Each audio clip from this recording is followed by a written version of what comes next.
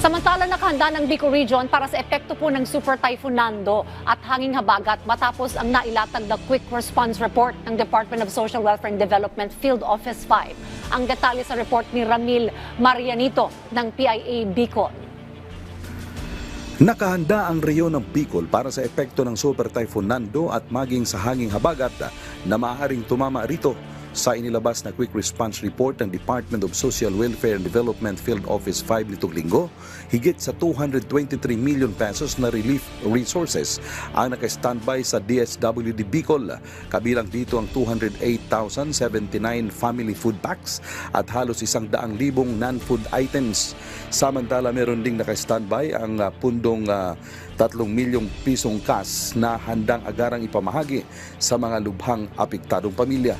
Kasabay nito patuloy na nakikipag-ugnayan ang DSWD Regional Office ng Bicol sa mga local social welfare and development offices para sa DROMIC at situational reporting, at kasabay na rin ang pamamahagi ng mga ayuda na suporta sa mga apektadong pamilya. Sa kabilang dako, activated na rin ang Emergency Operations Center ng Office of Civil Defense Bicol matapos ang RDRRM Council meeting sa pangunguna ni OCD Bicol Regional Director Claudio Yucot.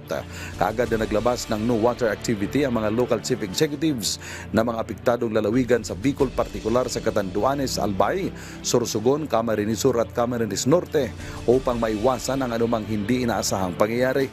Nagpalabas na rin ng kanselasyon sa biyaheng tubig ang Philippine Coast Guard sa Catanduanes matapos isailalim ito sa Tropical Cyclone Wind Signal number 1.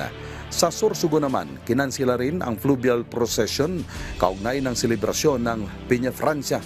Ayon sa ulat ng Pag-asa, magdudulot ng malakas hanggang sa napakalakas na hangin sa eastern section ng Bicol simula ngayong araw, at pinapayuhan ang lahat na dublihin ang pag-iingat dahil sa naturang sama ng panahon.